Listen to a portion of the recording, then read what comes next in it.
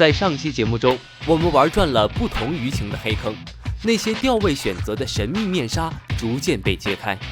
同样，在黑坑用饵与选漂的法则，通过国家2级竞钓大师的全面讲解，垂钓黑坑的那些技巧逐渐清晰起来。哇！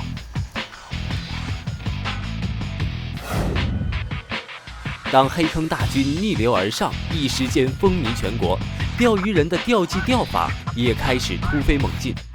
本期我们将来到竞技混养池，通过大师的现场讲解，分析在面对复杂舆情前要有哪些准备，探究混养池使用星辰满江红的优势在哪，即使困难重重，如何见招拆招，怎样才能做到以不变应万变。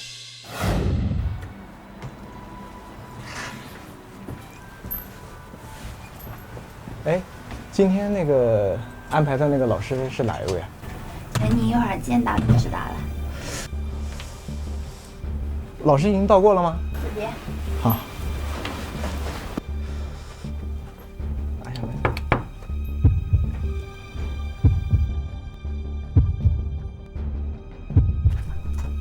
哎，傅老师吧？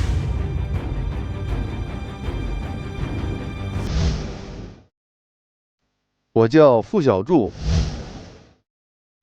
当下的中国正发生着翻天覆地的变化，每天都在盖楼、修路、筑桥，越来越多的人涌入繁华的城市，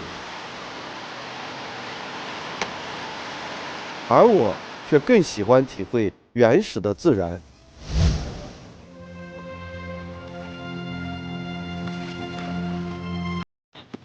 因为我明白，钓者需逆境前行，无论眼前是怎样的处境，都需勇往直前。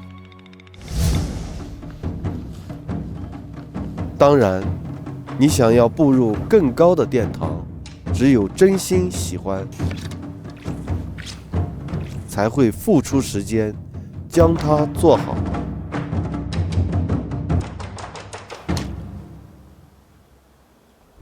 傅老师，您是什么时候到的？走，我是刚到一会儿，没多久是吧？哦、对，第一眼看到高杰呀，哎，我觉得他一说到钓鱼呀，兴致特别的高。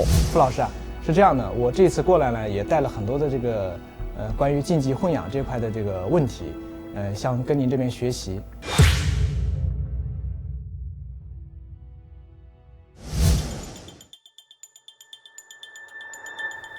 我叫高杰，今年28岁。很多人觉得钓鱼是不务正业，而我并不这样认为。3年前，我喜欢飙车，喜欢速度带给我的激情。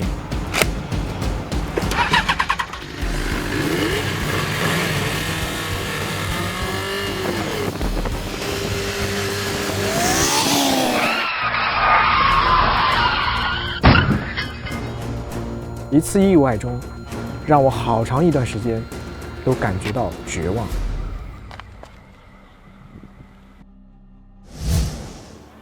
为了让自己的心能够重新净化，在朋友的引导下，我开始驻足于水边，安静等待下一刻浮漂下顿的惊喜。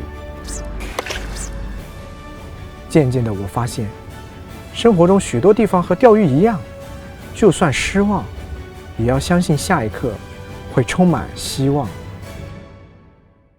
欢迎收看由浙江家钓泥独家冠名播出的大型垂钓教学片《最佳钓技》。本期国家级竞钓大师傅小柱与垂钓达人高杰联手攻坚竞技池，而在做钓之前需要有哪些准备？国家级竞钓大师面对常年征战的赛场，又会有哪些新的解读呢？傅老师啊，关于竞技混养这块的这个问题，想跟您这边学习。其实也谈不上学习。那么在竞技堂钓这个混养呢，当然我有一定的经验，但是呢，我觉得呢，我们还是明天需要去试钓，然后看是什么舆情，然后再做出判断，然后该怎么调整，好不好？傅老师麻烦您了。没事没事没事没事。那我们就先早点休息，明天早上一早过去。好嘞。好啊，好，感谢感谢。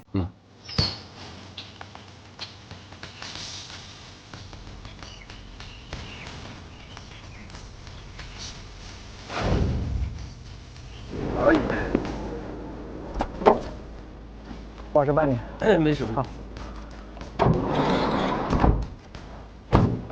走，咱们去看看。这就是咱们今天的调查。好。这是一个标准的竞技池。对，现在天冷，这是寒冬嘞。今天好在是没什么人。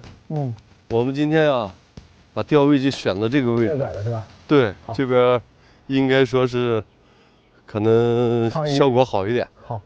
我钓鱼这么久啊，我第一次就是和国家级的这个竞钓大师啊一起就是去钓鱼，这个机会的话非常难得。征战赛场可谓是垂钓界最顶尖的盛宴，也就是这样的赛场，成就一个个钓王，一批批大师。这里是钓鱼人梦寐以求的殿堂，然而想登上这殿堂宝座，并非一朝一夕。正所谓冰冻3尺，非一日之寒。在赛场上的细节，总能让钓手们差之毫厘，失之千里。而今天面对着冬季的竞技混养池，付小柱和高杰会碰出怎样的火花呢？小高，那个我刚才呢观察了一下，这个塘呢是一个竞技比赛的混养塘，里面呢有鲫鱼，有工程鲫，有鲤鱼。那么按照现在天很冷，我的想法呢就是说是想开一块拉饵，在冬天鱼呢活性都不高，所以呢还是需要一定的窝量去把周边的鱼呢引诱过来，所以呢我就决定呢先采取呢拉饵散炮的形式了来去试钓。那我们现在就先开一块散炮啊，因为我看了他们有一款呢这个叫王者荣耀的黄面，它是粉状的，那么我们呢以它做个基础料，然后加它呢3份，它是螺味的鲤鱼料，它呢是大颗粒的，这里面有鲤鱼，对，所以呢我们加个1/3。这边呢还有一块呢，它是呢也是主钓鲤鱼的，里面呢也是以颗粒为主。我为啥说要做底炮？就是想呢把这个窝呢做到底下，把鱼呢诱来之后呢，能够有个持久性的诱鱼效果。好，在这种塘我觉得不需要雾化。这就是我们平常所说的叫底伞，是这个意思吗？对，也就是所谓的底伞。好，今天天特别冷，所以呢，我刚才特意呢让拿来一壶水，我们尽量的呢把这个水呢稍微给点温度。这也是我们平常钓鱼的一个小技巧。这个大概就是说是水比呢，我刚才给你讲了，我们1比0.7左右。对，这个呢在实际做的过程中，我们自己来掌握它，感受一下。对。你现在感觉一下，一捏就成型了。对。反正就是底炮，我觉得就要开成这样的状况。你看，在冬季做钓，加之面对竞技混养池，诱的环节不可或缺。将3份王者荣耀黄面面、1份王者荣耀鲤、1份鲤鱼来了混合搅拌。在制作散炮时，为了不让其入水即炸，将水比添加为1比0.7，目的就是让饵料到底后散开，能使钓点的窝更加集中。当制作好了诱饵，那么钓饵又应该要怎样搭配呢？那么现在我们开一款呢，就是说是拉饵。那么我呢，现在呢就选用我们的圆塘，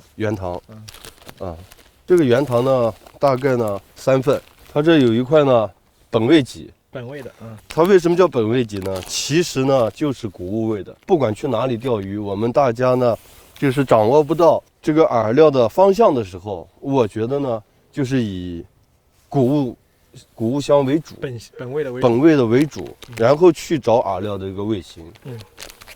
这个我们加1/3，原糖颗粒的1/3的量的拉丝粉。这个拉饵的水比呢，应该就是说是在1比1。为了让饵料拉得更饱满一些。饱满状态好一点呢，我们加一下状态王，这个大概撒10%到20%就足够了。好，这个加过热水之后，这个出丝很快，你看，已经出来了。对。在冬季做钓，鱼的开口小，活性低，那么在制作拉饵时，就必须要根据鱼的习性来做出选择，将3份原糖颗粒搭配1份王者荣耀本味麂、1份拉丝粉、1份状态王，水粉比例为1:1。这样做的目的就是为了让鱼有更好的适口性。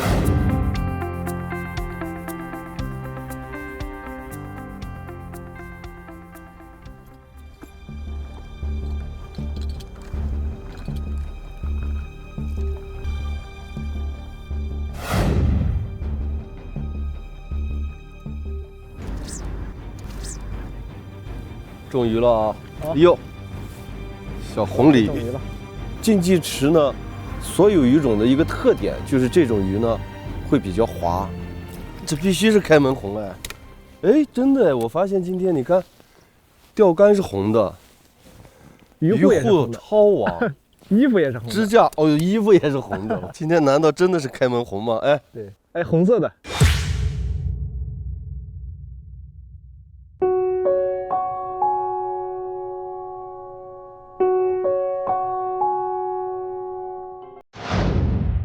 做钓4分钟，付小柱通过连续打下5、6杆散炮后，配合拉饵，当浮漂下顿，判定为针口后，提竿命中。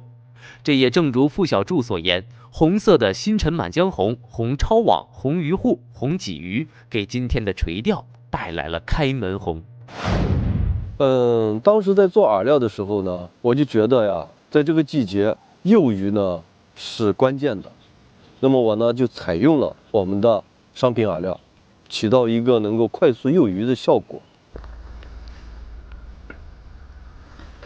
欢迎收看由浙江家钓泥独家冠名播出的大型垂钓教学片《最佳钓技》。伏魔在手，万事无忧；金鳞池中物，垂钓满江红。本节目同时也要感谢浙江金华美辰户外的大力支持。付小柱通过散炮诱拉饵钓，4分钟后可谓是立竿见影。然而在大师连续中鱼的过程中，一旁的高杰却遇见了困难。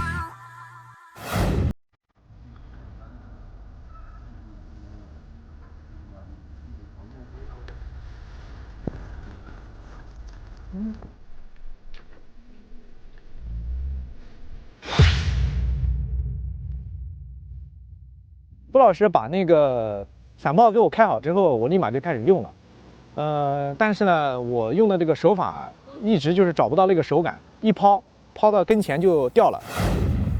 哎，付老师啊，付老师，我这个散炮的话，怎么总是在这个抛的过程中就掉下去了？那你是肯定没捏好我是用这么团的，把它团上去的。可能没捏好，没捏好吧。那么饵团拉好之后，我们一般散炮呢，我们是带到上钩。好，带到上钩呢，现在是散炮是这样的。这样把它一捏，把这个往上一搭，3个指头实际上同时在已经捏紧了。这样挤完呢，你看是个三角。是个三角。是吧？对。那么这时候抛竿呢，关键也在于抛竿。抛竿呢不是把它甩出去的。这个手是带着。我们现在就是把它荡出去。荡出去。但是你在荡之前，你要看一下竿尖子线有没有缠绕。有没有缠绕？是吗？好，这个时候你看，我们这个手一松，竿子把竿子举起来，然后它就荡出去了。就荡出去，很轻松的。我是生怕它出不去。你是越害怕它甩不到位置，你就越想着使劲儿。对。那么在这个时候，而且这个手你又抓着子线，是不是啊？对，力道太大了。其实就是细节，你试一试吧。您来，让我试一下。你再慢慢试一下。好。散炮的运用看似简单，当真正实际操作时，那些致命的失误暴露出了基本功的不足。然而在竞技场上，这些细节不但会在时间上给钓鱼人带来负面影响，有时候还可能改变钓点的鱼情。那么我们用散炮，如果抛竿的手法不好、不注意的话呢，我们可能呢会打得偏远。那么我们真正的饵料落在这之后呢，我们的鱼钩在这里，那么我们的窝点呢可能会打远。还有呢，就是有时候会散落，抛竿的时候一路撒过来，那么到处都是鱼饵。这样呢，我们的真正的鱼钩到位之后的目标呢，就没有什么饵了。把饵料整个打散之后，那么这个鱼呢是东一条西一条的，这样呢也影响我们的做钓。所以呢，我们在抛竿的时候，饵料的落点呢，尽可能的要做到呢精益求精。通常我们会把诱鱼也称之为聚鱼，也就是说，如何让鱼能够集中到钓鱼人所要到达的钓点。那么，在使用散炮诱鱼的过程中，如果操作手法不当，让饵料散落在钓点之外，便会很难将鱼集中在窝点范围内，自然也就增加了上鱼的难度。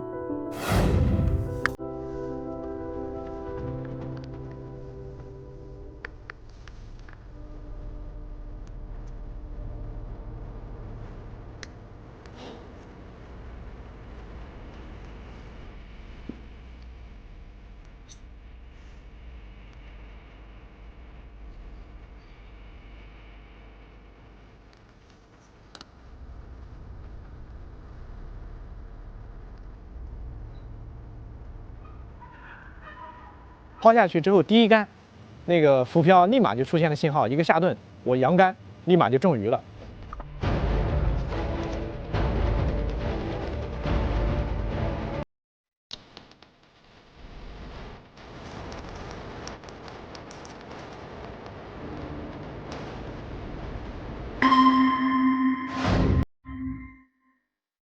能否将鱼诱入指定的钓点，散炮起到了决定性因素。在捏散炮时，先用手将其捏紧，然后再包鱼钩上，包好后再次稍微用力，让散炮更好地附着于钩上。抛竿时切勿用力甩出钩线，而需要利用竿子往前的惯性，将钩饵抛荡出去。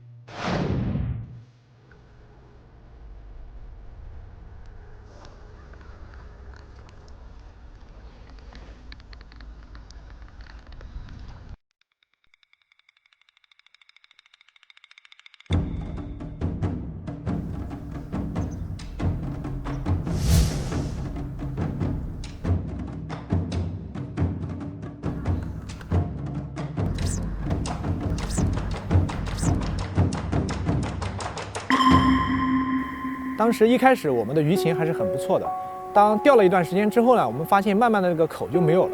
当时我就心里在想，到底是什么原因？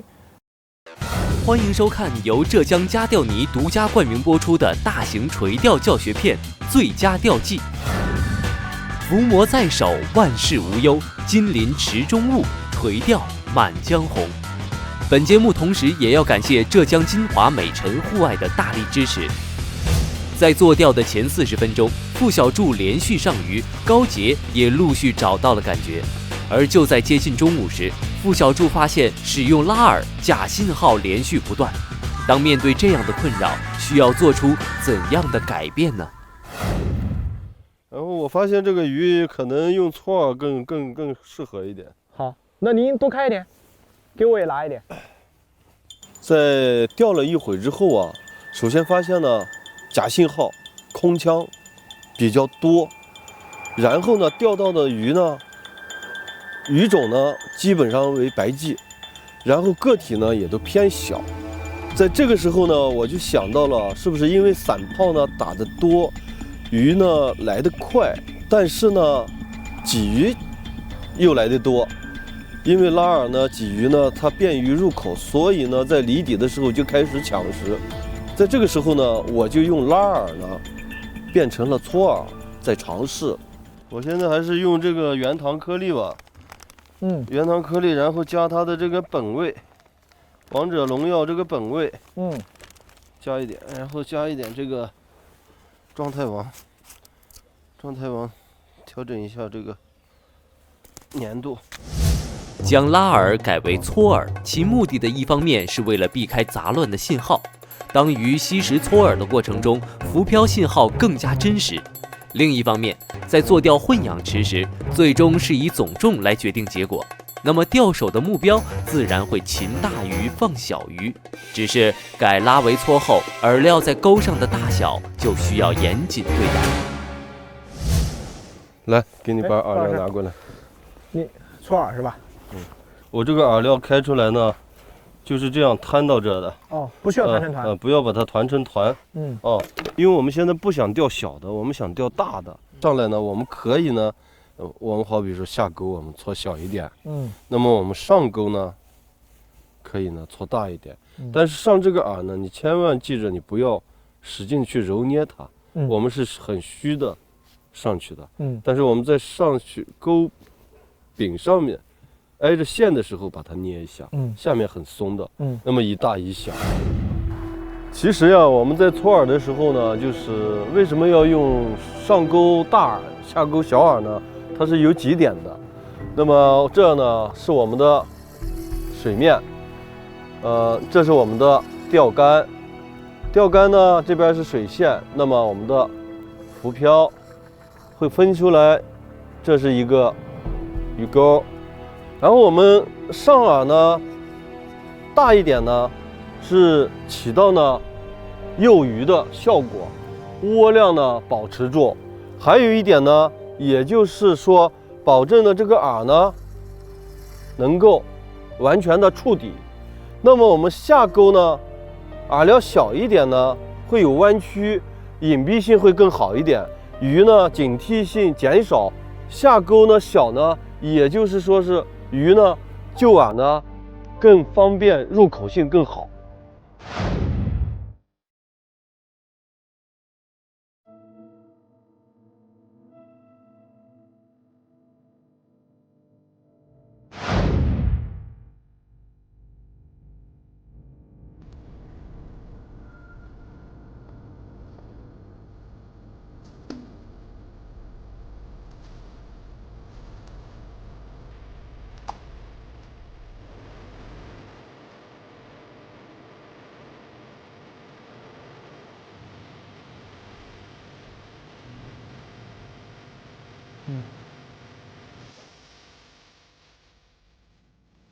高姐，哎，郭老师，我们今天干脆就收吧。好，这不天也冷了。对，太阳也下山了。今天收就到这吧。好，明天再来钓吧。行，好吗？好。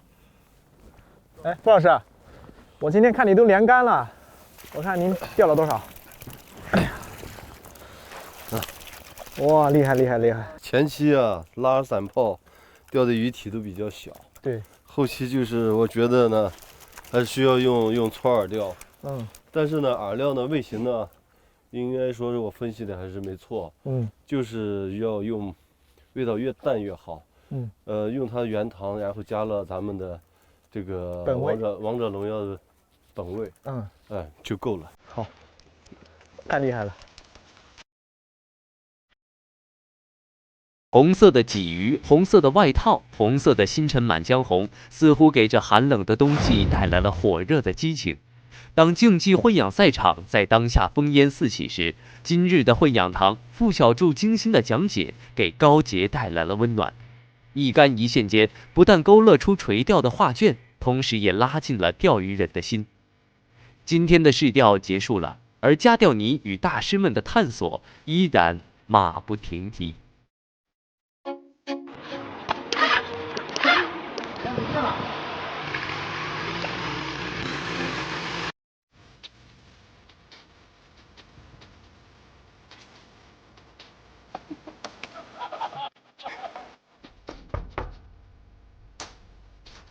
有人在吗？